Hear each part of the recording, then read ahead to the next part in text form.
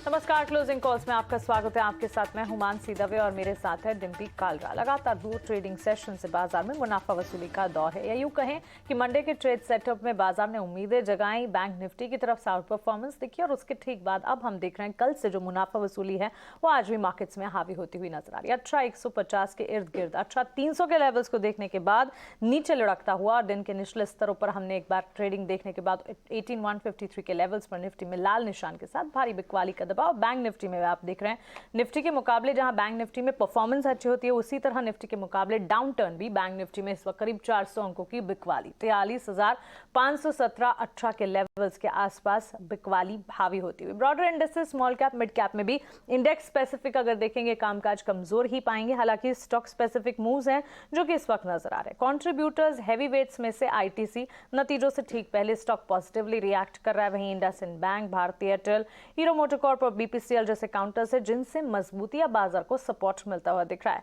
लेकिन HDFC twins की तरफ से बिकवाली है। ICICI bank, Kotak bank, Infosys, TCS, in fact bank Nifty में जो गिरावट है 12 स्टॉक्स में से कुल मिलाकर 10-11 स्टॉक्स में बिकवाली का दबाव ही बैंक निफ्टी के नजर आ रहा है। तो क्लियर कट इंडिकेशंस है बिकवाली का दबाव, अंडरटोन जो है वो कमजोर होता हुआ बाजार का। सेक्टर स्पेसिफिक बाजार की चाल अगर देखेंगे हर सेक्टर हर पॉकेट में बिकवाली पाएंगे। सबसे ज्यादा गिरावट एफएमसीजी, कंजम्पशन, उसके ठीक पीछे ऑटो। हालांकि ऑटो एंसिलरी के कुछ तमाम स्पेसेस हैं जहां पर अच्छा एक्शन है, लेकिन auto sector, pharma, energy, PSU bank, IT, financial service, metals, हर तरफ गिरावट हावी होती हुई। आइए एक बार ट्रेडर स्क्रीन की तस्वीर भी देखते हैं और डिम्पी से समझते हैं कि इस वक्त एफएनओ की पोजीशनिंग और ट्रेडर स्क्रीन कैसी नजर आ रही है। बताइए Dimpy. Good afternoon. Afternoon Mansi, कुल मिला के मार्केट अभी भी एक रेंज के अंदर ही है। ये 18,000 को बचाने वाली जो कोशिश है बरकरार है। 18,000 18,400 एक मेगा रेंज है, उसका एक मीन होता है 18,200। उसके नीचे जब आप ट्रेड करोगे आपका मन थोड़ा हल्का हो जाएगा। आपको ऐसा लगेगा कि हाँ बाजार कहीं टूट ना जाए, और एक कुछ फीलिंग आपको वैसी आ रही है। जब तक आप 18,200 250 के ऊपर नहीं आओगे आपको फील गुड ही नहीं होगा। ये उस बड़ी रेंज का एक मीडियन वाला हिस्सा है। दूसरा पॉइंट है कि अगर आप बैंक निफ्टी में, जैसे अभी आप खुद बता रहे थे कि 12 में से 10 शेयरों में कमजोरी, तो आप इसी से अंदाजा लगा सकते हैं। असल में जो चीज़ आपको लेके ऊपर आती है ना, अगर वो नीचे चली जाए तो आपको दूसरा सहारा चाहिए। अब बैंक के अलावा जो दूसरा सहारा चाहिए होता है आईटी वेटेज के हिसाब से, या फिर रिलायंस जैसा बड़ा शेयर जो कि एनर्जी पैक में से आए। वो दोनों एब्सेंट हैं। रिलायंस भी पूरी तरह से एब्सेंट है और आईटी भी पूरी तरह से एब्सेंट है। अभी आप खुद बता रहे थे कि सभी सेक्टर्स लाल निशान में हैं। तो ये दो बड़ी वजह हैं कि आप जहाँ से टूट रहे हो और अब आपको संभालने वाला भी फिलहाल कोई दूसरा नहीं है। और एक और बात, प्रॉफिट बुकिंग लाजमी है, और एक तरफा बाजार चलेगा तो फिर दिक्कत होगी क्योंकि आपको एंट्री के पॉइंट्स नहीं मिलेंगे। हमने जो ट्रेडर स्क्रीन वगैरह बनाई है उसके अंदर ट्रेंड और जो हमारा सेंटिमेंट रहता है ना, हमने दोनों ही इसी पॉइंट्स को ही नोटिस करवाया। एक बार अगर आप वो ट्रेंड दिखा पाएँ और उस सेंटिमेंट वाला हिस्सा दिखा पाए तो मैं आपको बताऊंगा हमने क्यों वो लिखा कि ट्रेंड आप बुलिश हैं तो आपको किसी भी सपोर्ट पे बाय करना है, और सेंटिमेंट के तौर पर मुनाफा वसूली है तो आपको किसी भी रेजिस्टेंस पर बेचना है। ये जो आप सेकंड और थर्ड वाला हिस्सा देख पा रहे हैं ये बहुत इंपॉर्टेंट है। आपका ट्रेंड तो बुलिश है, आप बुलिश हो तो सपोर्ट पे खरीदो ना अगर आपको खरीदना है। और सेंटिमेंट क्या हुआ, थोड़ा मुनाफा वसूली का हो गया तो आपको रेजिस्टेंस से बेच भी देना है। तो एक मोटी मोटी रेंज है जो हमने अगली बार अपनी प्लेट्स पे रख दी है निफ्टी में और बैंक निफ्टी में। यहाँ से आप समझ सकते हैं कि किस तरह से बाजार भी चलेगा। अभी हम मेगा रेंज के अंदर है। इस रेंज के अंदर भी हमने लोअर एंड को भी टेस्ट नहीं किया और अपर एंड को भी टेस्ट नहीं किया। At the middle of this path है। मानसी, कमजोर तो है बाजार, लेकिन इस कमजोर में क्या फंडामेंटल आउटलुक अपनाना सही होगा या फिर टेक्निकल स्ट्रैटेजी बेहतर होगी, ये समझने की कोशिश होगी। तो हमारे साथ हमारी टेक्निकल पैनल भी जुड़ी है और फंडामेंटल एक्सपर्ट भी। फंडामेंटल एनालिसिस लेकर राहुल शाह हमारे साथ और आदित्य अरोड़ा और राहुल घोष हमारे साथ हमारी टेक्निकल पैनल पर जुड़े हैं। गुड आफ्टरनून जेंटलमैन, स्वागत है आपका 18 आवर्स स्वदेश पर। राहुल शाह से पहले शुरुआत करते हैं। राहुल, फंडामेंटल आउटलुक दीजिए, क्योंकि इस वक्त तमाम सेक्टर्स में तो कमजोरी दिख रही है। अब रियल एस्टेट सेक्टर जहां पर अब साइकिल दिखी है, जो बाजार के उतार चढ़ाव में भी बाजार को संभालने का काम करता है, आज ये सेक्टर भी परफॉर्म नहीं कर पा रहा है। ऐसे में क्या इस बाजार को खरीदारी का मौका, पोर्टफोलियो बनाने की स्ट्रैटेजी समझ सकते हैं? कौन से स्पेसेस, कौन से सेक्टर्स हैं जिस पर आप इस वक्त नजर बनाकर चल रहे हैं? कहां पर खरीदारी की जाए, बताएं। हाय, गुड आफ्टरनून। आई थिंक जिस तरह से सेटअप मार्केट का हुआ है तो I think straight consistently up move देखने को मिल रहा था। तो बहुत दिनों के बाद आज सेल ऑफ देखने को मिला है बाजार के अंदर। So I think 2-3 triggers for the markets. एक तो सबसे पहले आई थिंक Q4 के अर्निंग सीजन में नंबर्स हैव बीन, जो जितने अभी तक रिपोर्ट हुए आई थिंक इन लाइन और बेटर देन व्हाट स्ट्रीट जो एस्टिमेट कर रहे थे उससे अच्छे आए। सेकंड, डिमांड आउटलुक स्ट्रांग देखने को मिला है। तो थर्डली मेरे ख्याल से देखा जाए तो ओवरऑल सेक्टर स्पेसिफिक देखे तो I think financial which has been a star performer. जितने भी बैंक्स के नतीजे आए अभी तक के और NBFC के नतीजे आए, बहुत ही स्ट्रांग परफॉर्मेंस देखने को मिला है। तो मैं मानता हूँ कि जिस तरह से ये सेल ऑफ में हमने, जैसे आप मेंशन कर रहे थे रियल एस्टेट सेक्टर का, तो ऑब्वियसली ये क्वार्टर बहुत जबरदस्त रहा है रियल एस्टेट कंपनीज के लिए। स्ट्रॉन्ग फाइनेंशियल्स रहे इनके, सेल्स ग्रोथ गाइडेंस अच्छी आई है, जितने भी नतीजे हैं उसके हिसाब से। इंटरेस्ट रेट का सिनेरियो पीक आउट हुआ लग रहा है नियर टर्म के लिए। तो मुझे लग रहा है कि all sectors factors are favouring for real estate stocks. तो मेरे ख्याल से ये सब जो सेल ऑफ देखने को मिला है आज, फाइनेंशियल में भी थोड़ी अच्छी खासी पिटाई देखने को मिली है, तो खरीदने का मौका है। तो टॉप ऑफ द माइंड आप बात करें तो I think financials number 1, number 2 followed by real estate stocks, ये मेरी प्रेफरेंस रहेगा। और थर्डली सेलेक्ट IT कंपनीज, जो मेरे ख्याल से हमने देखा है कि नतीजे के बाद एक सेल ऑफ देखने को जरूर मिला है लार्ज कैप IT कंपनीज के बाद, लेकिन कहीं ना कहीं संभलते हुए भी देखा मिला है। तो overall global trend positive IT के लिए। नास्डैक लगातार अच्छे और खींचते हुए देखने को मिला है। तो मुझे लग रहा है कि IT स्टॉक्स भी सिलेक्ट, एक आध क्वार्टर का अर्निंग्स अभी भी मेरे ख्याल से म्यूटेड रह सकता है, लेकिन उसके बाद IT नंबर्स भी स्ट्रांग रह सकते हैं। तो आई थिंक ये 3 सेक्टर में ध्यान देना चाहिए ये सेल ऑफ के अंदर। इंटरेस्टिंग। राहुल की बात सुन के ये तो साफ पता लग रहा है कि वो बुलिश है अभी भी मार्केट में। उनकी बात सुन के ये भी लग रहा है कि जब जब बाजार बहुत तेज़ हो जाता है आपके मन में इस बात उठती है कि हम बाय नहीं कर पा रहे, तो इस तरह के डिप्स आपको वो मौका देते हैं। उन्होंने 3-4 सेक्टर्स की बात की जिसमें IT, मेरे को भी लग रहा है कि हाँ बैंक वर्सेस IT होता है, तो अगर बैंक को कहीं भी कूल ऑफ होना है तो IT को एग्रेशन दिखाना ही होगा। एक बार अगर आप छोटी और बड़ी कंपनीज के चार्ट स्क्रीन पे लेके आए तो आपको थोड़ा आइडिया लग जाएगा। TCS और इन्फोसिस को अलग तरीके से देखिएगा, और जो छोटी छोटी कंपनी है जैसे कि BSoft है, इंटेलेक्ट डिज़ाइन है, इनको आप अलग तरीके से देखिएगा। उनमें स्ट्रॉन्ग बुल रन है, लेकिन IT की इन्फोसिस और TCS में टिपिकली रिकवरी है। रिकवरी हमेशा कमज़ोर होगी और बुल रन हमेशा स्ट्रॉन्ग होगा। ये आपको सिर्फ एग्जाम्पल से पता लग रहा है। आज इंटेलेक्ट डिज़ाइन को देखो आप और TCS इन्फोसिस को देख लो आप। खैर एनी हाउ, मैं एक पॉइंट पे और जरा आदित्य से भी राय लेना चाहता हूँ। आदित्य, ये ना इंडिया विक्स ना तो बढ़ते समय बढ़ रहा था, गिर रहा था, मतलब कोई चेंज नहीं हो रहा, 13 के आसपास है। अब मार्केट के अंदर थोड़ा करेक्शन है या प्रॉफिट बुकिंग है, उसमें भी कोई खास चेंज नहीं है। यानी कि जो हो रहा है वो बहुत हल्के हाथ से हो रहा है, कन्विक्शन नहीं है। बढ़ते समय भी ऐसा फूक फूक के डर डर के चल रहे थे, तो टूटते समय भी लग रहा है कि ऐसा कहीं चल ना जाए मार्केट ऊपर।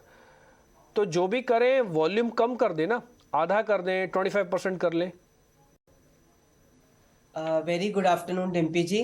तो बेसिकली एक्चुअली बाजार में आपने जैसा बोला काफी कम वॉल्यूम से काम हो रहा है, और जो गिरावट है वो भी बहुत बड़ा पैनिक नहीं है। देखा जाए तो हम 200-300 पॉइंट ही करेक्ट हुए 3 दिन में, तो विक्स को इतना बढ़ने का कोई कारण भी नहीं है। और विक्स तब बढ़ता है जब ग्लोबली बहुत मंदी का बहुत बड़ा कुछ न्यूज हो या कुछ हो। आप देखें जापान की मार्केट ऑल टाइम हाई पे ट्रेड कर रही है, यूएस की मार्केट थोड़े दिन से गिर रही है बट कंसोलिडेशन चल रहा है आज के दिन में, और बाकी की यूरोपियन मार्केट्स भी अच्छा कर रही है। तो ग्लोबली इतना पैनिक वाला माहौल नहीं है। थोड़ा प्रॉफिट बुकिंग चल रही है, उस माहौल में ज्यादा विक्स नहीं बढ़ता है। अगर बहुत ज्यादा गहराई हो जाए करेक्शन में, मिड कैप स्मॉल कैप 5-10% गिरने लगे, 15% गिरने लगे, तो विक्स बढ़ता है। बट जो अभी चल रहा है वो 1 महीने से लगातार तेजी के बाद सिर्फ प्रॉफिट बुकिंग है। तो आप एकदम बिल्कुल सही कह रहे हैं कि हल्के हाथों से काम हो रहा है, थोड़ी सी प्रॉफिट बुकिंग हो रही है, और जो गिरावट है वो खरीदने का ही एक्चुअली अपॉर्चुनिटी है। खरीदारी की राय ही मिलती हुई हमारे टेक्निकल एक्सपर्ट्स की तरफ से भी मिल रही है। तो आइए फिर खरीदारी की राय जहां है, खरीदना क्या है ये भी समझ लेते हैं, ट्रेडिंग आइडियाज जानते हैं। राहुल घोष, शुरुआत आपसे करेंगे। गुड आफ्टरनून, बताइए कौन से ट्रेड आइडिया स्पॉट किए आपने? नमस्ते और गुड आफ्टरनून। तो निफ्टी को अगर आप जो आज का फॉल देखेंगे, it is brought Nifty to 18,050, 18,150 और 18,000 के रेंज में। ये एक अग्रेसिव बाय लेवल बिल्कुल बन सकता है निफ्टी के केस में। बट मैं दर्शकों को ये कहना चाहूंगा कि पूरा क्वांटिटी अभी मत लीजिए। पूरा क्वांटिटी लेना चाहिए जब 18,300 क्रॉस होता है निफ्टी में, तो एक छोटा सा क्वांटिटी लेना चाहिए इस रेंज में। इसको देखते रखते हुए बैंक निफ्टी भी अगर आप नोटिस करेंगे एक बाय लेवल पे आया है करंटली। तो पहला जो रिकमेंडेशन होगा वो एक बैंकिंग स्टॉक पे होगा जो बैंक ऑफ बड़ौदा है। 181 पे बाय करना चाहेंगे, अभी शायद 1-2 रुपए उसके ऊपर है, 181 पे बाय करेंगे। स्टॉप लॉस 171 रखेंगे और इसका टारगेट होगा 191 और 199। दूसरा जो स्टॉक होगा वो कार्बोनियम यूनिवर्सल होगा। ये स्टॉक भी आप देखेंगे ये करंट गिरावट में मार्केट से एकदम अलूफ चल रहा है, स्ट्रेंथ दिखा रहा है और इसका chart pattern higher highs higher lows में with smaller term moving averages एक अच्छा पैटर्न बना रहा है, तो इसमें हम लॉन्ग जाना चाहेंगे। इसका स्टॉप लॉस कार्बन यूनिवर्सल का स्टॉप लॉस 2% नीचे पे रखेंगे और इसका टारगेट यहाँ से हम 4% ऊपर की तरफ रख के चलेंगे। ओके, ठीक है। राहुल घोष, राहुल शाह और आदित्य अरोड़ा तीनों मेहमान हमारे साथ बने हुए हैं। राहुल शाह जी, आप मेरी सहयोगी विनी अभी मेरे साथ जुड़ रही हैं, वो आपको ना आईटीसी के नंबर्स के बारे में ज़रा जानकारी देंगी। आप ज़रा गौर से सुनिएगा और उसके बाद फिर इस पे ज़रा आपका एनालिसिस भी हमको चाहिए होगा।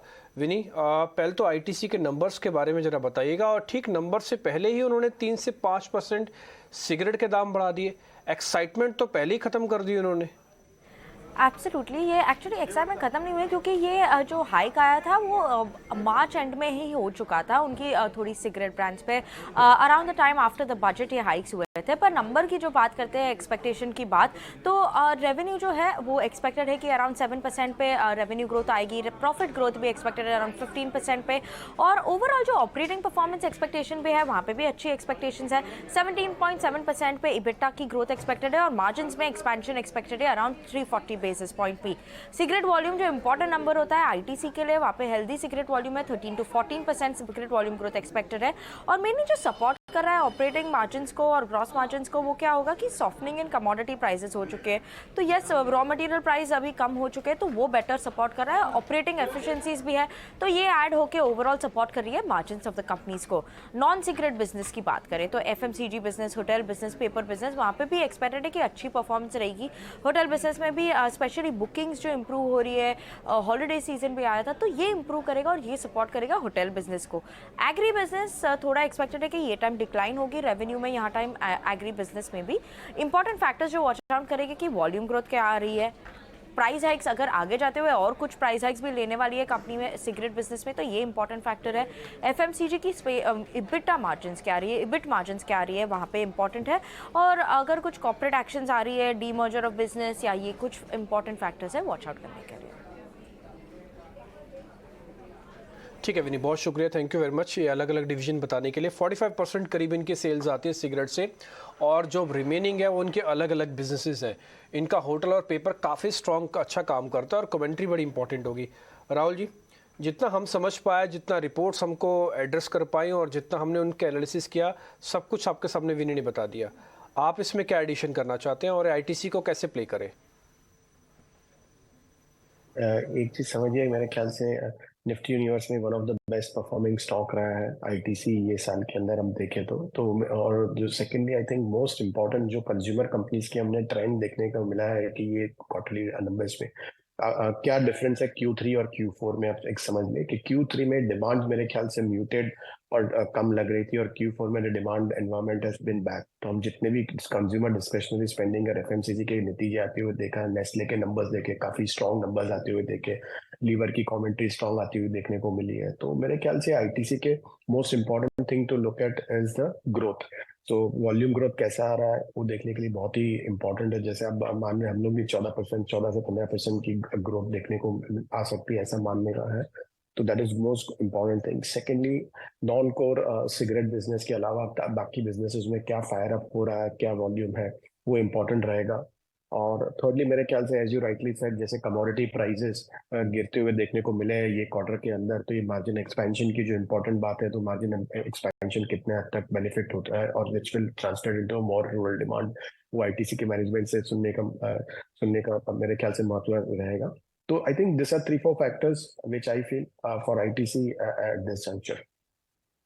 अपनी इंडस्ट्री का लीडर इनफैक्ट अक्रॉस सेगमेंट्स जिस तरह का प्रदर्शन दिखाया, आईटीसी के स्टॉक प्राइस पर भी नजर है।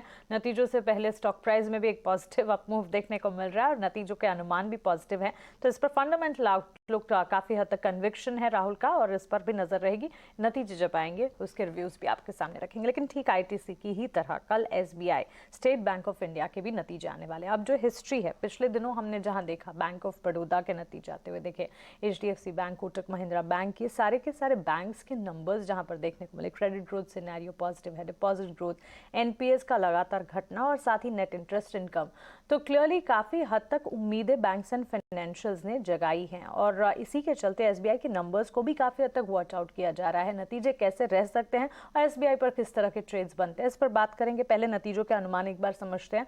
अनुमान लेकर हमारे सहयोगी, हमारे रिसर्च एनालिस्ट हर्ष जुड़ गए हैं। हर्ष, बताएं इस वक्त इस बार एसबीआई के नतीजों से अनुमान क्या है? क्या मार्जिन्स का आउटलुक पॉजिटिव देखने को मिलेगा?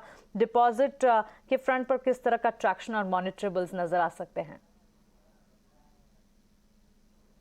जी हाँ, तो इंडिया का largest bank SBI, NII expected है अराउंड 40,000 करोड़ पे, जो कि लास्ट ईयर 31,200 करोड़ पे था। तो एक सॉलिड एक्सपेंशन दिख रहा है। अभी भी 28% year on year growth, 5% sequential growth expected. Operating profit में भी एक अच्छा असर आएगा इसका। अब 27% ईयर ऑन ईयर एक्सपेक्टेड है, 25,000 करोड़ के आसपास वो नंबर। जब प्रोविजंस को देखें तो Q3 में काफ़ी लो प्रोविजनिंग नंबर पर, अब Q4 में उससे भी लो एक्सपेक्टेड है। 5,500 करोड़ के आसपास नंबर एक्सपेक्टेड है। 5,700 करोड़ पे Q3 का नंबर आया था। और प्रॉफिट आफ्टर टैक्स इसी वजह से जो एनआईआई है, जो प्रोविजनिंग लोअर प्रोविजनिंग नंबर है, एड करेगा प्रॉफिट आफ्टर टैक्स को। Profit after tax around 15,000 crore के आसपास आएगा। 1% प्लस आरओए एक्सपेक्टेड है अभी भी एसबीआई से। जब बैलेंस शीट की बात करते हैं, 16% ग्रोथ एक्सपेक्टेड है। एडवांसेस में काफ़ी healthy large balance sheet size पे, और डिपॉजिट ग्रोथ स्लो 6% एक्सपेक्टेड है ईयर ऑन ईयर बेसिस पे। ओवरऑल जब एक्सपेक्टेशंस को हाईलाइट करें तो निम्स अभी भी स्ट्रेंथन हो रहे हैं ऐसे लग रहा है। आगे जाके भी FY24 में क्या आउटलुक है मैनेजमेंट का निम्स पे, वो एक की फैक्टर रहेगा। ओपेक्स लोन ग्रोथ गाइडेंस आगे जाके कैसे रहेगा वो भी इम्पॉर्टेंट रहेगा। क्रेडिट कॉस्ट और आरओएस किधर ट्रेंड होगा इम्पॉर्टेंट रहेगा। और एमएसएमई और एसेट क्वालिटी स्पेशली एमएसएमई पे मॉनिटर करने की ज़रूरत होगी। ऑल्सो आगे जाके 14% का कैपिटल एडिक्वेसी, तो कैपिटल रेजिंग प्लान्स क्या होंगे एसबीआई के, वो भी जानने में इन्वेस्टर्स को दिलचस्पी होगी। एब्सोल्युटली, तो on the face of it काफ़ी सारी चीज़ें हैं जिस पर नज़र रखनी हुई। हर्ष, आपका शुक्रिया। मुनाफे के फ्रंट पर और नेट इंटरेस्ट इनकम के फ्रंट पर तिमाही आधार और साथ ही सालाना आधार पर नंबर्स जो है पॉजिटिव दिख सकते हैं या अनुमान कहते हैं। ग्रॉस एनपीएस में गिरावट दिखेगी, नेट एनपीएस में भी हम देख रहे हैं स्टेबल ट्रेंड नज़र आ सकता है। एक बार राहुल शाह से एक फंडामेंटल आउटलुक बैंक्स फाइनेंशियल्स पर समझते हैं, उसके बाद आदित्य आपकी तरफ आएंगे। आपके ट्रेडिंग आइडियाज़ अभी पूछना बाकी हैं। राहुल, कैसे देखते हैं बैंक्स फाइनेंशियल सेक्टर को? वैसे अगर देखा जाए, पीएसयू बैंक स्पेस है जिसमें हम देख रहे हैं थोड़ी सी थकावट नज़र आ रही है, लेकिन corporate banking space, private bank sector में अब भी सिनेरियोज जो हैं काफ़ी पॉजिटिव डेवलप हो रहे हैं। आपका क्या कहना है? आई थिंक ये क्वार्टर के नंबर्स मेरे ख्याल से काफी स्ट्रांग रहे हैं। जिस तरह से अनुमान था वही इस हिसाब से गाइडेंस से आए और ये बेटर देखने को मिला है। और आउटलुक भी मोस्ट ऑफ द बैंक्स ने बहुत ही पॉजिटिव दिया आने वाले नेक्स्ट 1 ईयर और सो। तो मुझे लगता है कि सॉलिड क्रेडिट ग्रोथ का जो डिमांड है, राइट, इंटरेस्ट रेट्स की साइकिल पिक आउट होते देखने को मिल रही है नियर टर्म के लिए। तो मुझे लग रहा है कि रिस्क वर्सेस रिवॉर्ड काफी फेवरेबल हो सकता है फाइनेंशियल्स के लिए। सेकेंडली, बात करें private sector versus public sector bank, तो मेरे ख्याल से प्राइवेट सेक्टर के दिग्गज बैंक्स देखे, कोटक और कोटक और HDFC बैंक, दोनों बैंक्स मेरे ख्याल से आप देखें परफॉर्मेंस टर्म्स के अंदर तो लास्ट 2-3 सालों के अंदर मेजर कोई परफॉर्मेंस दिखा नहीं, लेकिन बैलेंस शीट में बहुत ही अच्छा ग्रोथ देखने को मिला है। नंबर्स काफी स्ट्रांग आते हुए देखने को मिला है। और बात करें PSU बैंक्स के अंदर, जो आप बात बता रहे थे कि मेरे ख्याल से थोड़ा थकान जरूर लग रहा है। आई थिंक जो RBI की थॉट पेपर्स जो है ECL पे, एक्सपेक्टेड क्रेडिट लॉसेस के कारण, वो हिसाब से मेरे ख्याल से वही थॉट प्रोसेस के बाद मेरे ख्याल से एक बार मंदा देखने को मिला है थोड़े बहुत PSU बैंक के शेयर। बट मेरे ख्याल से ओवरऑल हम देखें, परफॉर्मेंस देखें, बैंक ऑफ बड़ौदा के नतीजे देखे, कैनरा बैंक के नतीजे देखे, काफी स्ट्रॉन्ग आते हुए देखने को मिला है। मेरे ख्याल में कम NPA, एसेट क्वालिटी इंप्रूव होते हुए देखने को मिले। तो मेरे ख्याल से रिस्क वर्सेस रिवॉर्ड काफी सारा फेवरेबल हो रहा है। ये बैंक ऑफ बड़ौदा की बात करें या कैनरा की बात करें, तो मेरे ख्याल से मैं एडवाइस दूंगा कि ये सब बैंक्स के अंदर लॉन्ग किया जा सकता है। स्टेट बैंक का भी नतीजे मेरे ख्याल से कल आएंगे तो वो भी काफी स्ट्रॉन्ग आने चाहिए, जिस तरह से अनुमान है और जिस तरह से ट्रेंड रहा है ओवरऑल बैंक्स के अंदर जो नतीजा वो देखें तो आई थिंक होलसेल बैंक की बात करें तो मेरे ख्याल से आईसीआईसीआई और एक्सिस दोनों में मेरे ख्याल से अच्छे नंबर्स देखने को मिले थे। तो सिमिलरली मेरे ख्याल से एसबीआई के भी नंबर्स काफी स्ट्रॉन्ग आते हुए देखने को मिल सकते हैं। राहुल जी, तो मैं समझ पाया आपने दो इम्पॉर्टेंट बातें कही हैं। पहले इम्पॉर्टेंट बात आप ये कह रहे हैं कि सरकारी बैंकों के अंदर आप कन्विक्शन अपनी हाई रखिए। बैंक ऑफ बड़ौदा और कैनरा बैंक के नंबर्स ने प्रूव करके दिखाया। दूसरा, एसबीआई के जो नंबर्स आने वाले हैं जो हमने अभी स्क्रीन पर रखे हैं, पर हम वापस से रख देते हैं कि प्रॉफिट आए, मार्जिन्स वगैरह कैसे रहेंगे, एनपीएस वगैरह कैसे रहेंगे, तो वो सबको भी देख के आपको ऐसा लग रहा है कि एसबीआई के नंबर अच्छे आ सकते हैं। एसबीआई के अंदर दो इम्पॉर्टेंट बातें छुपी हुई हैं। पहला, एक तो ये चर्निंग हो सकती है private bank to public bank की तरफ में, अगर बैंक निफ्टी को यहाँ पे मेंटेन रखना है, क्योंकि इकलौता ये बड़ा बैंक है जो वेटेज रखता है जो प्राइवेट बैंक को चैलेंज करेगा। दूसरी इंपॉर्टेंट बात, ये दोनों ही शेयर्स आईटीसी जिसके भी नंबर्स का प्रीव्यू हमने रखा और दूसरा एसबीआई, ये बैलेंसर की तरह होते हैं मार्केट के अंदर। अगर आप इंडेक्स मैनेजमेंट जानते हैं, समझ रहे हैं, देखते हैं, तो एसबीआई और आईटीसी का रोल बहुत इंपॉर्टेंट होता है। जब जब बाजार को थोड़ा भी चर्न करना है, हाथ बदला करना है, तो इन दोनों शेयरों की पोजीशनिंग जरूर चेक की जाती है कि ये कहाँ पे बैठे हुए हैं। और अगले 24 घंटे बहुत इंपॉर्टेंट है जब ये नंबर्स लेके आने वाले हैं। तो सारा का सारा एनालिसिस हम कोशिश कर रहे हैं हर एंगल से आपके सामने रखने की। आदित्य, आपके ट्रेडिंग कॉल्स बाकी हैं, जरा वो बता दीजिए। नहीं डिम्पी जी, मैंने पहला स्टॉक चुना है लिंकन फार्मा। तो फार्मा सेक्टर काफी दिन से अच्छा कर रहा है, उसमें कुछ स्मॉल कैप मिड कैप में बड़ा अच्छा एक्शन है। जैसे आप थोड़ी देर पहले बता रहे थे कि लार्ज कैप आईटी घट रहे, बट जो छोटे मोटे शेयर है आईटी में वो काफी अच्छा कर रहे हैं। तो सेम तरीके का पैटर्न फार्मा में भी देखने को मिल रहा है। लिंकन फार्मा एक टाइम पे मार्केट लीडर हुआ करता था, पर अभी लॉन्ग कंसोलिडेशन के बाद एक अच्छा ब्रेकआउट दे रहा है। तो 420.50 पे बाय किया जा सकता है। 380 का स्टॉप लॉस रहेगा और 500 का टारगेट रहेगा। दूसरा आईटी सेक्टर से साइंट 1285 में बाय किया जा सकता है। 1150 का स्टॉप लॉस और 1400 से 1490 का टारगेट।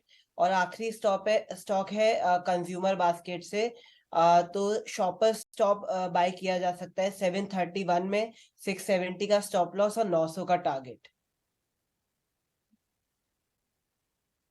ठीक है, साइंट है, शॉपर स्टॉप, लिंकन फार्मा, आपके सेलेक्टिव शेयर्स हैं, सारे के सारे मिड कैप कैटेगरी के हैं। ये भी इंटरेस्टिंग है। अगर आप यहाँ पे सभी शेयर्स को देख रहे हैं, साइंट, लिंकन फार्मा और शॉपर स्टॉप, तीनों के तीनों शेयर। और एक और पॉइंट है, इन तीनों में आप देख रहे होंगे कि आज हरा निशान भी है, ना केवल हरा निशान बल्कि स्ट्रेंथ है अपनी, ये कोर स्ट्रेंथ है। जब भी बाजार वीक हो और शेयर को ताकत चेक करनी हो ना, उसका वॉल्यूम और उसका प्राइस एक्शन चेक कर लो। रेजिस्टेंस नहीं, इसका प्राइस एक्शन चेक करना चाहिए। यहाँ किस स्पीड से बढ़ रहा है, किस वॉल्यूम के साथ, तो आपको पता लग जाएगा उन शेयर्स में दम कितना है। आगे बढ़ते हैं। राहुल जी, एक शेयर मेरे को आपसे और पता करना है। मैं पिछले 2 दिन से या 3 दिन से तीसरी चौथी बार इस शेयर के बारे में डिस्कस कर रहा हूँ, इसका रोल के बारे में। वो है रिलायंस इंडस्ट्रीज़। ये बाजार को संभालेगा या नहीं, बिकॉज इतना ही पता करना है आपसे। अगर ये नहीं संभालने वाला तो जो हमारी प्रॉफिट बुकिंग चल रही है हम कंटिन्यू करेंगे। नहीं, मेरे ख्याल से होल्ड करना चाहिए, संभालेगा। मेरे ख्याल से क्वार्टरली नंबर्स स्ट्रॉन्ग रहे थे इनके, विंडफॉल टैक्स के भी बारे में हो गया है मेरे ख्याल से। तो आई थिंक टेलीकॉम के भी नंबर्स स्ट्रॉन्ग आते हुए देखने को मिला है, जैसे भारती के भी नंबर्स स्ट्रॉन्ग आए हुए हैं। तो आई फील दैट स्टॉक्स यहाँ से थोड़ा ऊपर के भाव से थोड़ा प्रॉफिट बुकिंग जरूर देखने को मिला है, लेकिन I think I would recommend to hold in the portfolio. को होल्ड रखें, राय आपको मिलती हुई। थोड़ी देर पहले एसकेएफ इंडिया के नतीजे आते हुए दिखे। कंपनी ने डिविडेंड का भी ऐलान किया। बेरिंग स्टॉक्स की अगर बात करें, ऑटोमोबाइल सेक्टर में कमजोरी आज दिख रही है, लेकिन ऑटो एंसिलरीज परफॉर्म करे। हालांकि एसकेएफ इंडिया नतीजों के बाद भी रिएक्ट नहीं करा। नंबर्स ठीक थे आय के फ्रंट पर और मुनाफे के फ्रंट पर, लेकिन नजर जा रही है ऑटो कंपोनेंट कंपनियों पर। आदित्य, आपसे जानना चाहूंगी, 2 कंपनियां, टैलब्रोस ऑटोमोटिव और दूसरी राणे मद्रास। टैलब्रोस ऑटोमोटिव के लिए तो ट्रिगर भी है, अच्छे नतीजों के दम पर आज स्टॉक में पॉजिटिव रिएक्शन देखने को मिला, करीब 4% की तेजी। लेकिन राणे मद्रास के स्टॉक को देखिए, ऑलमोस्ट 7.5%, इनफैक्ट 18% की बढ़त आज के सत्र में यहाँ पर देखने को मिल रही है। कैसे देखेंगे इन ऑटो कंपोनेंट से जुड़ी कंपनियों को? राणे मद्रास, अगर जैसा आपने बिल्कुल बिल्कुल सही कहा कि जबरदस्त प्राइस एक्शन है और जबरदस्ती वॉल्यूम है, मोर देन एवरेज वॉल्यूम आपको देखने को मिल रहा है इतने दिनों में। सबसे ज्यादा एग्रेसिव आज एक्शन देखने को मिल रहा है। इससे पहले भी 1-2 वीक पहले भी स्टॉक में अच्छा एक्शन बना हुआ है। तो ये सिंपली ये चीज दर्शा रहा है कि बहुत इंटरेस्ट है स्टॉक में और ऐसी घटती मार्केट में भी बहुत अच्छी रिलेटिव स्ट्रेंथ बता रहा है। तो इसमें काफी जूस है, ऊपर जाने के भी अभी काफी आसार है और ऊपर के तेजी के इसमें व्यू बनाना चाहिए, तेजी का व्यू बनाना चाहिए। तेजी का व्यू बनाना चाहिए, मजबूती और मजबूती इंटैक्ट रहेगी। अगर आपकी पोजीशन है उसे तो बिल्कुल बना कर रखें आप, क्योंकि स्टॉक में जबरदस्त रिएक्शंस यहाँ पर नजर आ रहे हैं। इसके अलावा रियल एस्टेट सेक्टर पर एक बार राहुल आपसे जानना चाहेंगे आपका टेक्निकल व्यू। राहुल घोष आपसे, रियल एस्टेट सेक्टर में अच्छा खासा एक्शन दिख रहा था आज। निफ्टी रियल्टी इंडेक्स देखिए, बाजार की गिरावट के साथ निफ्टी रियल्टी में भी आज कमजोरी तो देखने को मिली है, लेकिन इस कमजोरी में क्या रियल एस्टेट सेक्टर से जुड़े स्टॉक्स में एंट्री लेने का एक मौका ढूंढा जाए? प्रेस्टीज एस्टेट, महिंद्रा लाइफ, शोभा लिमिटेड, डीएलएफ, गोदरेज प्रॉपर्टीज, ये सारे के सारे स्टॉक्स का एक एंट्री पॉइंट दे रहे हैं। ओबरॉय रियल्टी इनफैक्ट नतीजे ठीक ठाक रहे हैं, उसके बावजूद 6% लुढ़का है। तो सारे स्टॉक्स में से बिल्कुल पहले तो real estate sector outperform, it will continue to outperform, यही हमारा राय है। और पूरे पैक में से 2 स्टॉक्स हमें अच्छे लगते हैं। नंबर वन पोजीशन पे है वो है डीएलएफ और नंबर 2 पोजीशन पे है गोदरेज प्रॉपर्टीज। तो डीएलएफ आप नोटिस करेंगे कि एक बाई जोन के एकदम करीब आ रहा है। आज भी आप देखेंगे मार्केट 150 पॉइंट गिरा है, बट डीएलएफ 0.5% ही नीचे गिरा है। डीएलएफ का बाई लेवल है 450 के आसपास, अभी 468 चल रहा है। अगर कोई अभी भी होल्ड कर रहा है स्टॉक को तो बने रहना चाहिए, उनको एग्जिट नहीं करना चाहिए। बट अगर फ्रेश एंट्री लेना है उनको 450 के आसपास एंट्री ले सकते हैं, 425 का स्टॉप लॉस रखें। ओके, ठीक है। कुछ और स्टॉक्स पकड़ते हैं जहाँ पे अच्छे ब्रेकआउट्स वगैरह मिल रहे हो या ब्रेकडाउन्स मिल रहे हो। बोथ के लिए, मैं तो दोनों के लिए ओपन रहता हूँ। मेरे को ब्रेकआउट और ब्रेकडाउन से दोनों ही चीज़ ठीक लगती है। एक शेयर मेरे को मिला तो है पावर ग्रिड, बट मैं उसमें ज़रा कन्विंस नहीं हूँ। फिर भी एक बार पता करा लेता हूँ आदित्य से। आदित्य, ज़रा पावर ग्रिड देखना, ये वैसे तो चलता नहीं है, लेकिन जितना चला है ना उसको इन्वेस्टर्स को थोड़ा थैंक यू कर देना चाहिए कि अच्छे से चल गया है। और एक अपॉर्चुनिटी वाले बंदे को जो स्विंग ट्रेड करता है उसको एक बार शॉर्ट कर देना चाहिए पावर ग्रिड। डिम्पी जी, वीक तो है पावर ग्रिड, पर मैं अभी इस पे थोड़ा सा एक न्यूट्रल स्टैंस लेना चाहूंगा। आपने जैसा बोला काफी रेंज बाउंड स्टॉक रहता है, तो अभी ये थोड़ा सपोर्ट को अप्रोच कर रहा है। एक बार सपोर्ट से रिवर्स करेगा तो मैं एक्चुअली इसमें लॉन्ग जाना चाहूंगा। ओके, ठीक है। हालांकि मेरे को भी डाउट था, मैंने तो खुद ही शुरुआत में कहा कि मेरे को तो समझ में नहीं आ रहा, आपसे एक बार पता कर लेते हैं। चलो फिर मैं आपको एक शेयर और पता करता हूँ आपसे। शॉर्ट के लिए टाइटन आपको कैसा लग रहा है सर? टाइटन का ना डबल टॉप बन रहा है यहाँ पे, एक बार आप जरा चेक करेंगे आपको अच्छे से पता लगेगा। और साथ ही फिबोनाची भी लगाइएगा तो आपको पता लगेगा थोड़ा और ही नीचे आ सकता है। कम से कम 200 रुपया मेरे को ऐसा लगता है आ सकता है नीचे। जरा चेक कीजिए देते। करेक्ट, टाइटन आज करेक्ट हो रहा है डिम्पी जी, बट एक्चुअली मेरा बाजार पे ये व्यू है कि जैसे ग्लोबल मार्केट काफी स्ट्रेंथ दिखा रहे हैं, तो इंडियन मार्केट भी सपोर्ट लेगा। और 18,000 पे काफी पुट राइटिंग है, तो उसके साथ साथ काफी सारे स्टॉक में प्रॉफिट बुकिंग हो रही है, पर रिवर्स हो रहे हैं। जैसे टाइटन में भी आज रिकवरी देखने को मिल रही है। तो मैं इसमें ऐसा कहूंगा कि थोड़ा वेट करना चाहिए।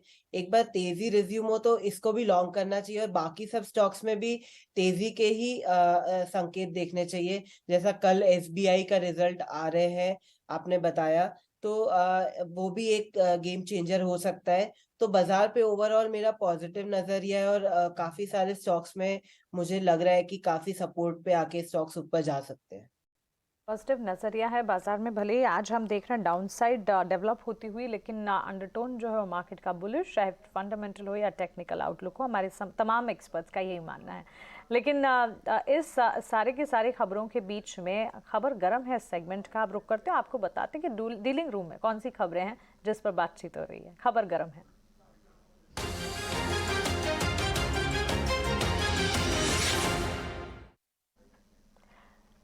खबर गर्म है हमारा वो सेगमेंट जो कि अपना परफॉर्मेंस लगातार दिखाता रहता है। हर रोज खबर गर्म है। मैं डीलिंग रूम का चेक लेते हैं। शरद बताइए कौन से स्टॉक्स हैं जिनमें आज खबर गर्म है?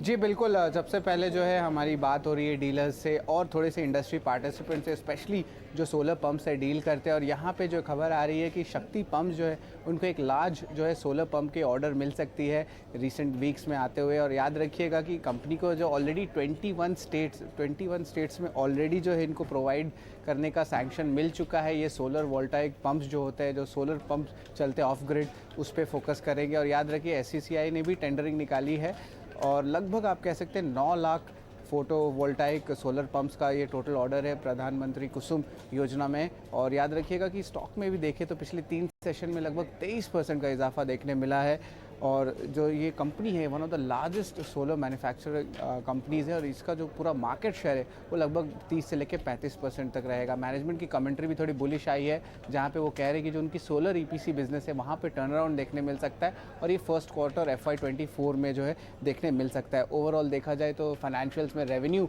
का 15% CAGR पिछले 4 साल में देखने मिला और एनालिस्ट का एक्सपेक्टेशन है कि ये रेवेन्यू जो है बम्प अप होकर 15 to 17% के रेंज में आगे जा सकता है। तो ये जो थी ओवरऑल हमारी फोकस शक्ति पंप्स में थी।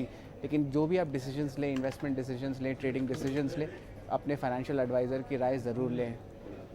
शुक्रिया ये सारी डिटेल्स शक्ति पंप पर खबर हमारे साथ शेयर करने की। स्टैंडर्ड डिस्क्लोजर आपकी टीवी स्क्रीन पर आप देख रहे हैं, लेकिन शक्ति पंप ऑर्डर विंस की उम्मीदें यहाँ पर पिछली तिमाही में भी हमने देखा है काफ़ी कह सकते हैं ऑर्डर विन के चलते और साथ ही इनके फाइनेंशियल्स के चलते खबरों में रहा है शक्ति पंप का शेयर। और इस वक्त अगर आप देखेंगे पिछले 5 ट्रेडिंग सेशन के चार्ट्स अगर निकाल कर लाएंगे ऑलमोस्ट 30% तक की तेज़ी महज 5 सेशंस में और उस तेज़ी में आज ही करीब 11-12% चल गया ये स्टॉक का। आदित्य, शक्ति पंप इनफैक्ट ये पंप पाइप वाले स्पेस काफ़ी अच्छे चल रहे हैं। एस्ट्रल पाइप कल से हम डिस्कस कर रहे हैं, इनफैक्ट नतीजा आने से पहले इस पर बातचीत हमने की थी और नतीजे भी दमदार आए और उसके बाद हमने एस्ट्रल पाइप के स्टॉक में भी मजबूती देखी है।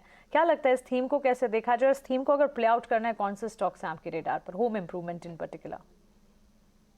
राइट, आपने जैसे सेक्टर की बात करी, शक्ति पंप, बाकी पंप, उस हिसाब से ही भाव बहुत ज्यादा पंप हो गए। एक हफ्ते में 30% है प्राइस बढ़ा है and that is also happening on very good volumes. अगर आप देखें तो एक महीने का सबसे हाईएस्ट वॉल्यूम आपको आज देखने को मिल रहा है और काफी हफ्तों में भी सबसे ज्यादा वॉल्यूम इस हफ्तों में आज के हफ्ते में है।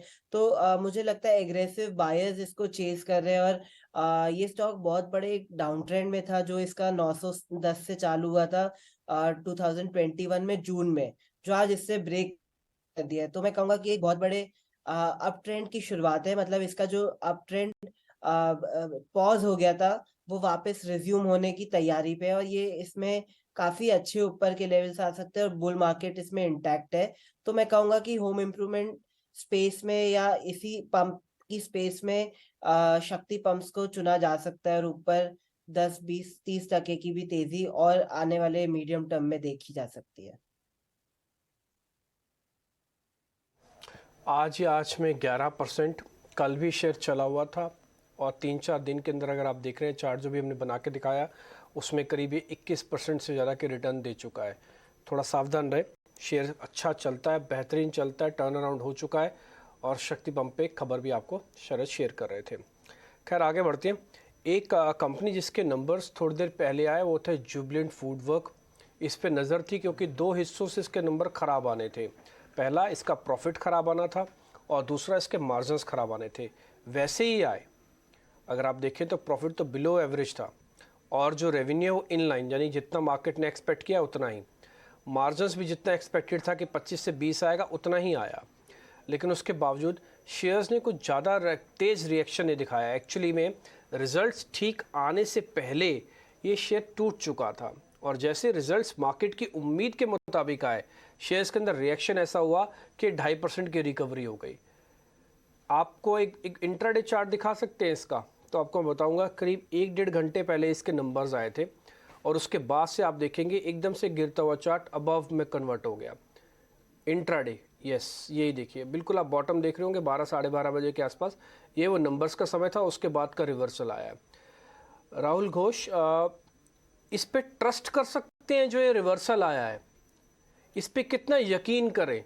ये सिर्फ एक दिन की चांदनी तो नहीं है।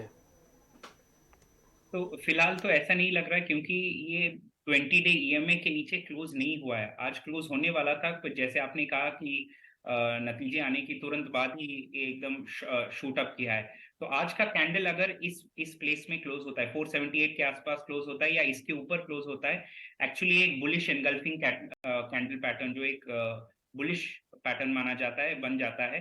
तो थोड़ा सा अपसाइड अभी भी देखने को मिल सकता है। एक और बात, ये एक अपवर्ड ट्रेंडिंग चैनल में ट्रेड कर रहा है जुबिलेंट फूडवर्क्स, और ये अब जो नीचे का चैनल है वो अभी तक क्लोजिंग नहीं दिया है उसके नीचे, तो अपसाइड मोमेंटम अभी भी देखने को मिल सकता है इसमें।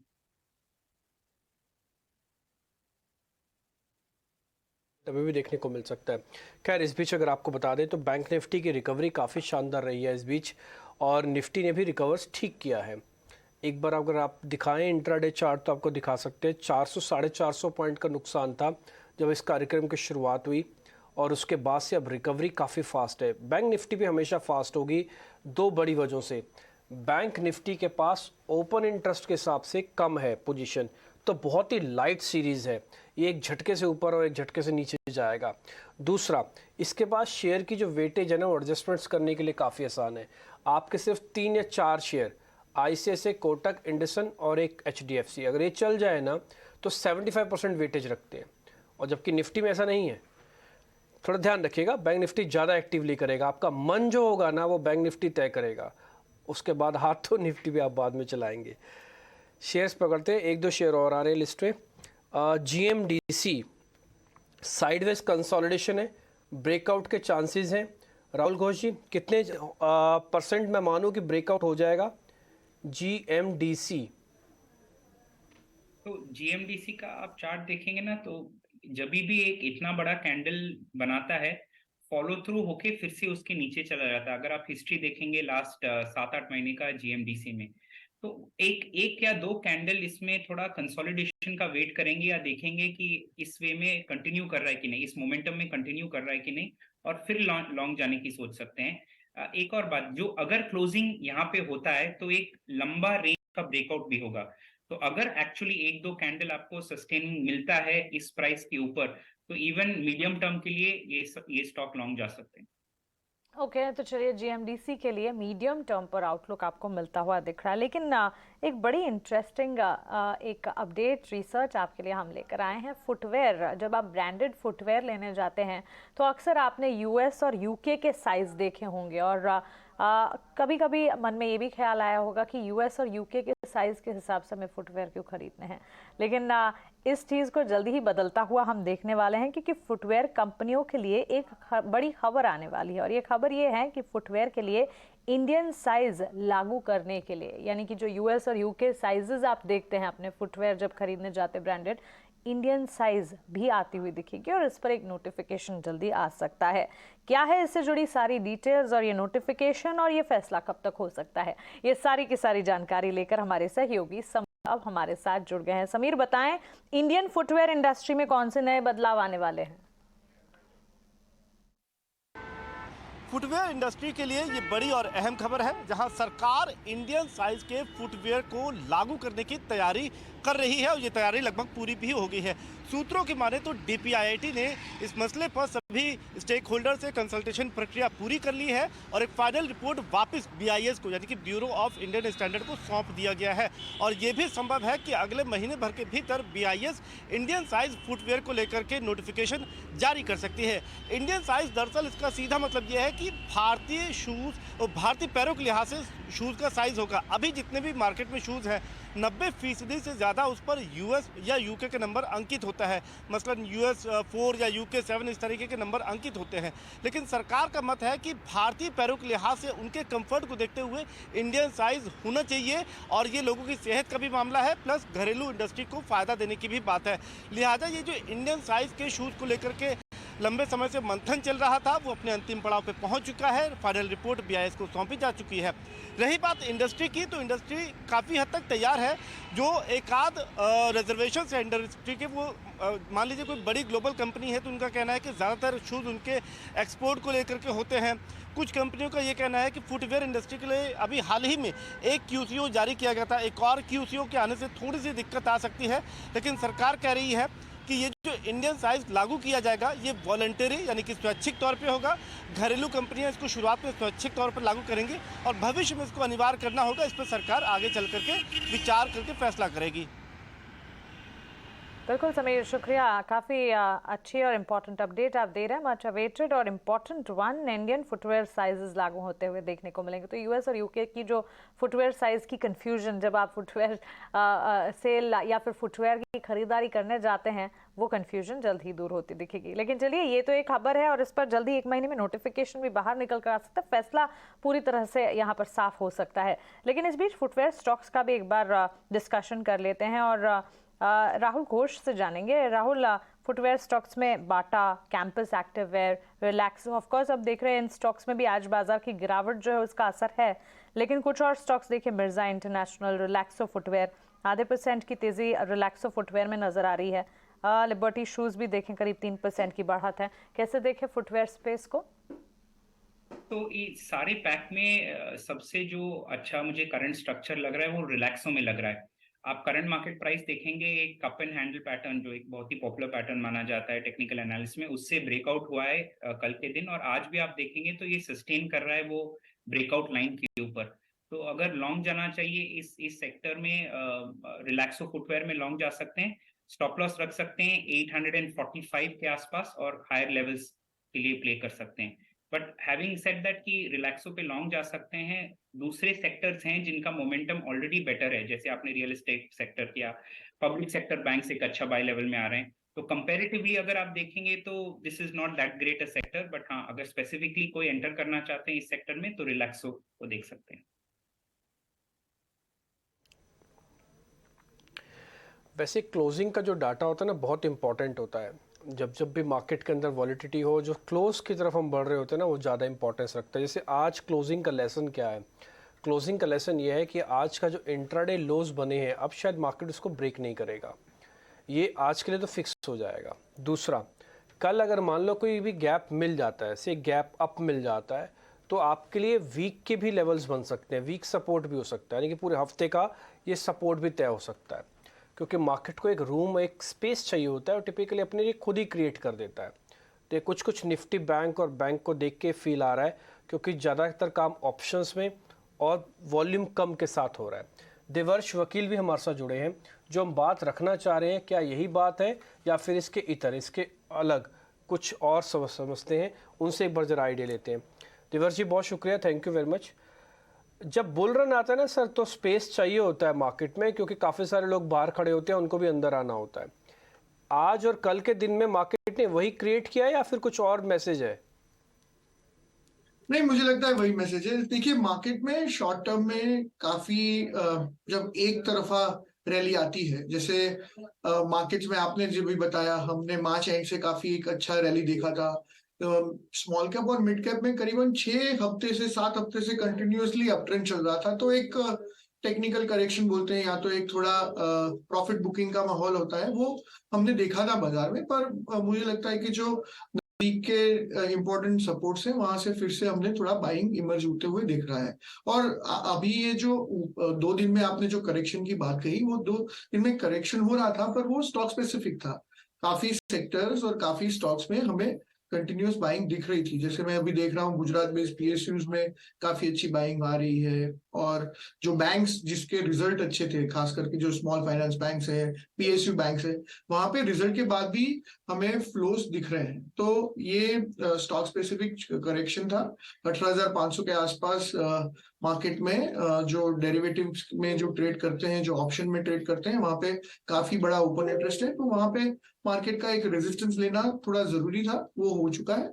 हमें स्टॉक स्पेसिफिक अभी भी मार्केट अच्छा लगता है। अपॉर्चुनिटी मार्केट में काफी स्टॉक स्पेसिफिक दिख रही है। तो लंबे अवधि के जो निवेशक है, उनको ये अपॉर्चुनिटीज ढूंढनी चाहिए और मुझे लगता है कि इन्वेस्ट करना चाहिए।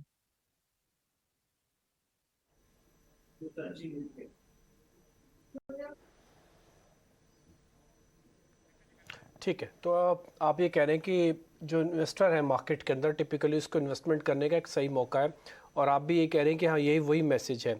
देवर्ष जी, फिर एक सवाल मेरे को आपसे और पता करना है।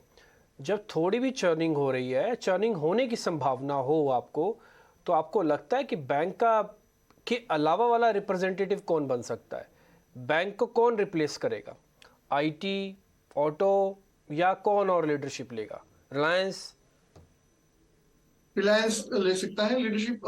आईटी में अभी जो नतीजे आए थे वो मार्केट के एक्सपेक्टेशन से खराब थे, तो मुझे लगता है कि अभी वो 3 महीना कंसोलिडेट कर सकता है। इतना परफॉर्मेंस जितना रिजल्ट्स में आया था उससे मुझे नहीं लगता कि तुरंत वो एक लीडिंग और आउट परफॉर्मिंग सेक्टर रहेगा।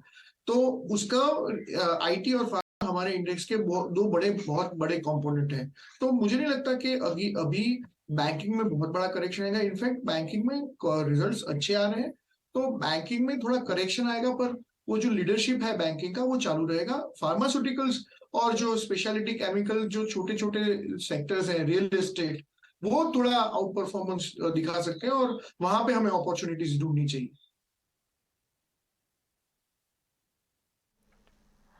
ओके चलिए, इस बीच आप साइड फ्लैश में देख भी रहे हैं कैबिनेट बैठक के फैसलों पर प्रेस ब्रीफिंग जो है वो शुरू हुई है और इसके सारे अपडेट्स हम आप तक पहुंचाते रहेंगे।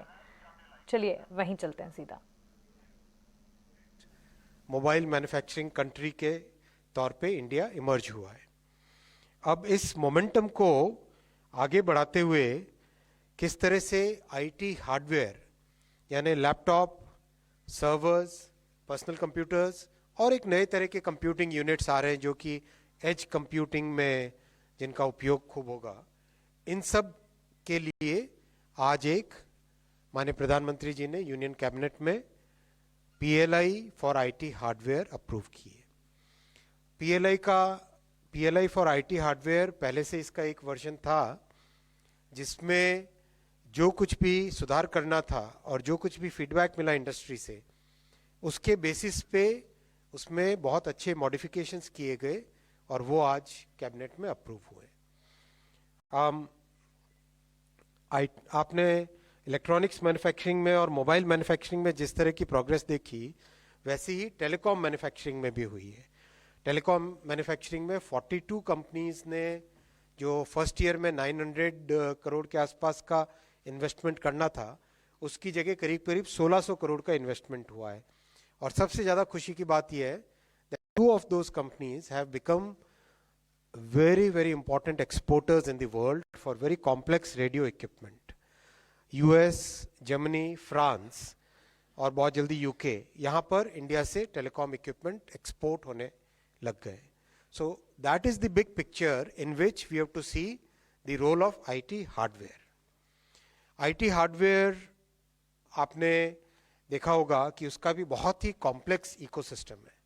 तो इस कॉम्प्लेक्स इकोसिस्टम में किस तरह से IT हार्डवेयर की फर्म्स को, कंपनीज को इंडिया में लाएं, उनको लोकलाइज करने के लिए इंसेंटिव दिया जाए, कैसे उनका कंपोनेंट का इकोसिस्टम इंडिया में बने, कैसे हमारी इंडियन कंपनीज एक सिस्टमेटिक वे में ग्रो हो जिससे कि उनकी भी कैपेबिलिटीज बढ़े, उनकी कैपेसिटी बढ़े और फ्यूचर में डिज़ाइन और मैन्युफैक्चरिंग का कॉम्बिनेशन करके इंडियन ब्रांड्स डेवलप हो। इन सब को ध्यान में रखते हुए बहुत ही एक कॉम्प्रिहेंसिव प्रोग्राम आज अप्रूव हुआ है। In terms of numbers, IT PLI में the budgetary outlay is 17,000 crore.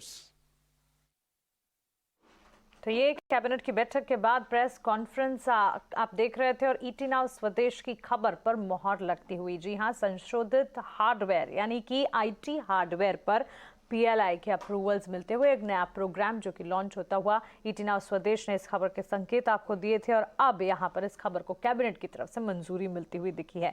Electronic manufacturing, IT hardware के लोकलाइजेशन और साथ ही डोमेस्टिक मैन्युफैक्चरिंग पर जोर और उसी का असर इस वक्त। तो क्लियरली इलेक्ट्रॉनिक मैन्युफैक्चरिंग पर पीएलआई स्कीम को कैबिनेट की मंजूरी मिलती हुई, आईटी हार्डवेयर पर कैबिनेट की मंजूरी इस वक्त मिलती। नाउ स्वदेश की खबर पर मोहर। इसके अलावा टेलीकॉम मैन्युफैक्चरिंग को बढ़ावा देने पर भी बातचीत यहां पर इस कॉन्फ्रेंस के टेकअवेज में, और खरीफ के लिए एनपीके फर्टिलाइजर सब्सिडी की बात भी यहां पर हमने प्रेस कॉन्फ्रेंस के टेकअवेज में देखी। आइए आगे बढ़ते हैं और एक बार समझते हैं आईटी इलेक्ट्रॉनिक मैन्युफैक्चरिंग के दम पर इनफैक्ट आईटी सेक्टर की ही अगर बात करें, आदित्य, क्या आपको लगता है यहाँ पर आईटी सेक्टर में पर्टिकुलरली कहा जाता है अब तो, क्योंकि ईवी स्पेस भी है जो कि टेक्नोलॉजिकल एडवांसमेंट में एक अलग सेगमेंट बनता हुआ दिखा है, लेकिन आईटी सेक्टर में बड़ी दिग्गज कंपनियों को अलग रखा जाए, मिड कैप आईटी प्लेस को अलग रखा जाए, आपकी क्या राय होगी इस पर, और क्या टेकअवेज होंगे इन पर्टिकुलर इलेक्ट्रॉनिक मैन्युफैक्चरिंग की अगर बात करें, डोमेस्टिक प्लेस में आईटी हार्डवेयर को बढ़ावा देने की बात करें, कैसे देखते हैं इस टेक्नोलॉजिकल थीम को आप? एग्जैक्टली आज की तारीख में लार्ज कैप आईटी को एक बास्केट में रखना चाहिए और small cap mid cap IT को एक तरफ, और जो इनोवेटिव आईटी सेगमेंट आ रहे हैं जैसे इलेक्ट्रॉनिक कार्स के रिलेटेड आईटी टेक्नोलॉजी प्रोवाइडर हैं, या नई टेक्नोलॉजी जो आ रही है जैसे कि चैट जीपीटी हो गया या AI based machine learning based technology है, तो अलग कैटेगरी हो गई।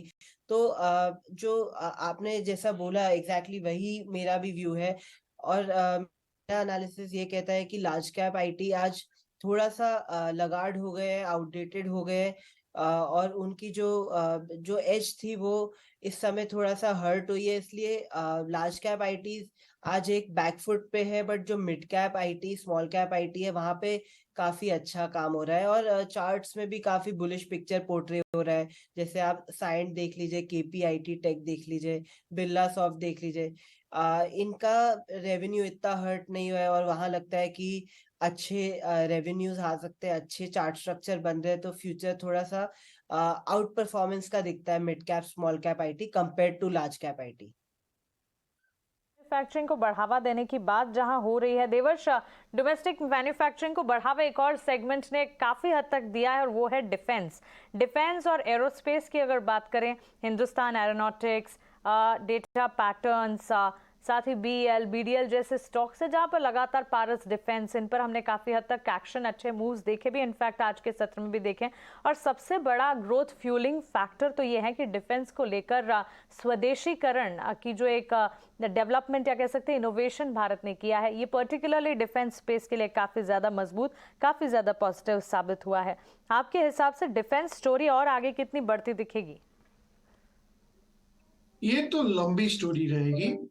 जो अभी धीरे धीरे हम डिफेंस के लिए जो इंडियनाइजेशन कर रहे हैं, जो आत्मनिर्भर भारत की स्कीम के अंडर काफी चीजों के इंपोर्ट पे बैन कर रहे हैं, तो वो एक छोटे अवधि का प्रोग्राम नहीं है। कई प्रोग्राम 4 साल 5 साल 10 साल तक चलेंगे।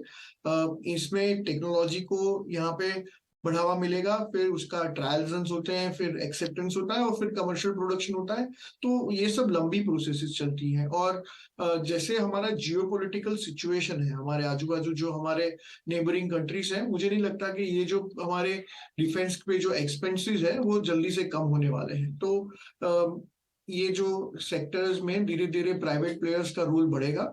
अभी काफी बड़ा रोल PSUs का है, गवर्नमेंट कंपनीज का है, तो वहां से धीरे धीरे प्राइवेट सेक्टर का भी रोल बढ़ेगा, और जो प्राइवेट सेक्टर की कंपनियां हैं वो कॉन्ट्रैक्ट की साइजेस धीरे धीरे बढ़ेगी। तो ये एक पोर्टफोलियो में अलोकेट करके लंबे टाइम पे रखने का सेक्टर है। इसमें अंदर आप स्टॉक्स चेंज कर सकते हो, पर ओवरऑल अलोकेशन 5 से 10% का ओवरऑल लॉन्ग टर्म पोर्टफोलियो में रखना चाहिए।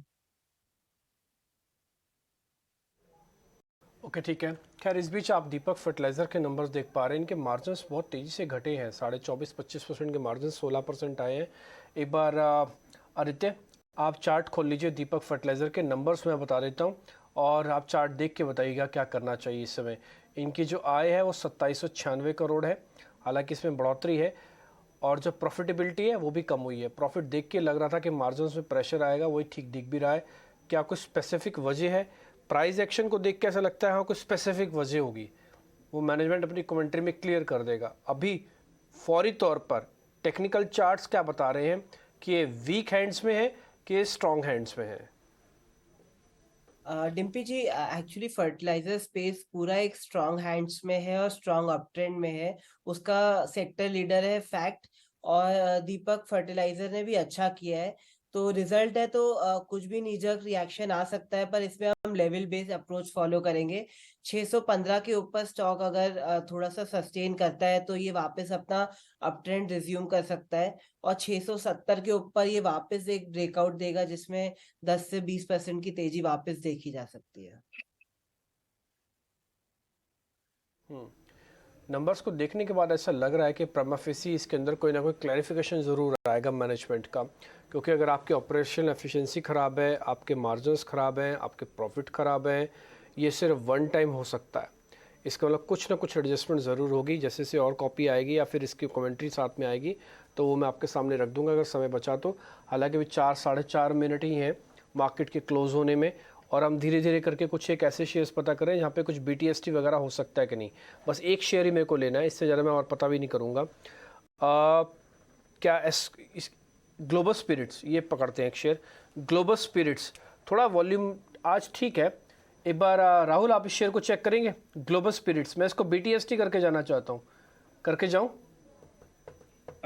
BTST के लिए इसको हम ब्रेकआउट तो आज हुआ है और एक अच्छा पैटर्न से ब्रेकआउट हुआ है, बट BTST के लिए मैं इसलिए सलाह नहीं दे रहा हूँ क्योंकि आप देखेंगे हाई से कितना कूल ऑफ हुआ है। 1015 के आसपास हाई था और ऑलमोस्ट 5% हाई से गिरा है, तो इसीलिए रेकमेंड नहीं करूंगा ग्लोबल स्पिरिट्स में BTST करने के लिए।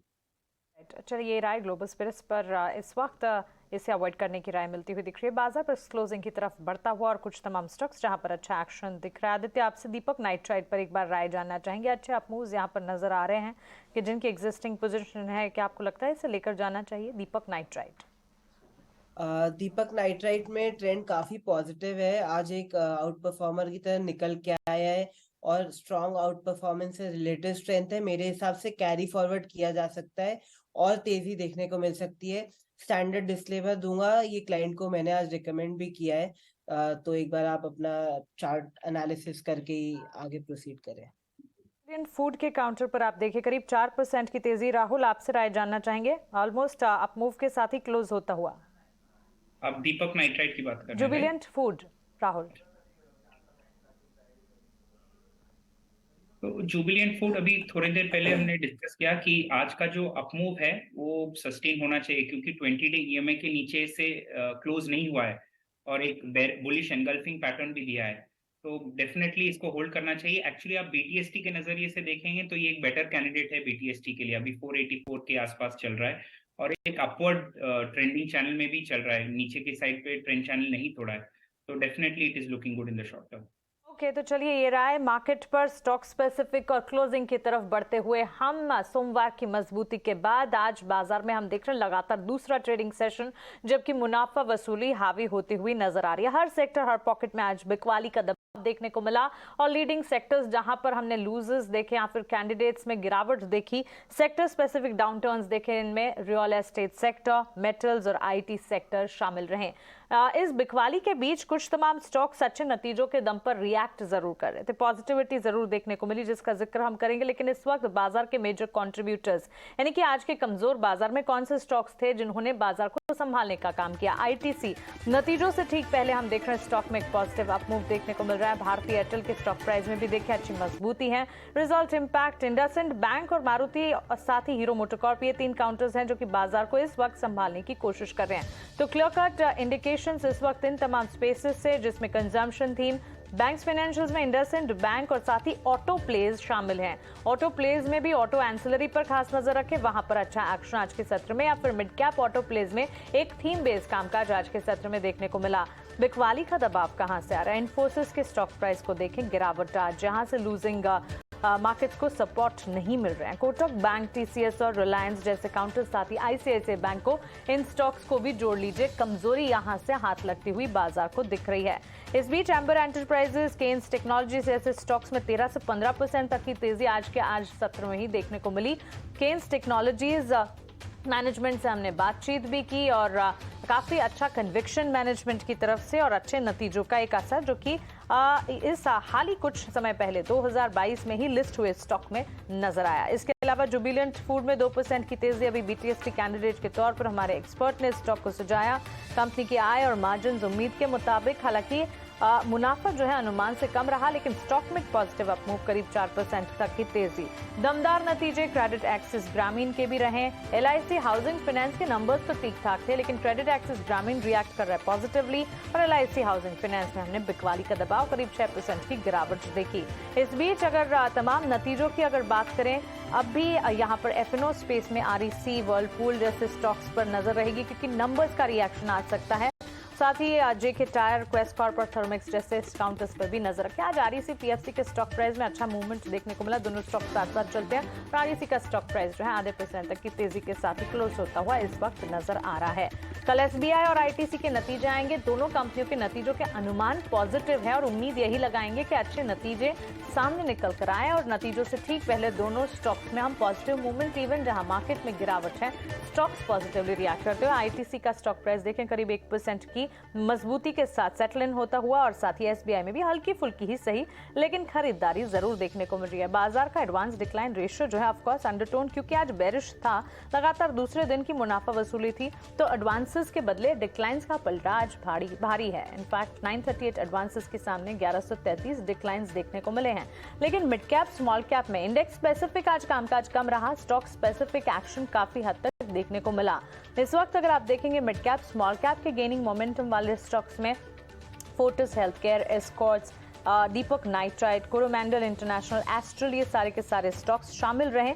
सेक्टोरल लीडर्स की अगर बात करें, आज किसी भी सेक्टर, किसी भी पॉकेट से जिस तरह की होनी चाहिए वैसे सपोर्ट्स मिले नहीं।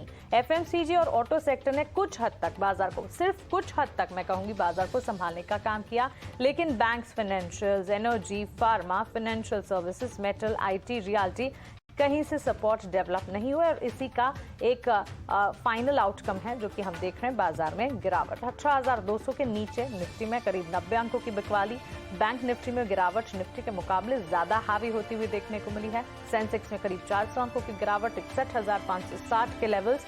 बैंक निफ्टी की भी फाइनल क्लोजिंग अगर देखेंगे लाल निशान के साथ, वहां पर भी ट्रेड्स क्लोज होते हुए नजर आ रहे हैं इस वक्त। तो क्लियरली एक कमजोर ट्रेंड देखने को मिला, 43,750 के लेवल पर बैंक निफ्टी की क्लोजिंग आप देख रहे हैं।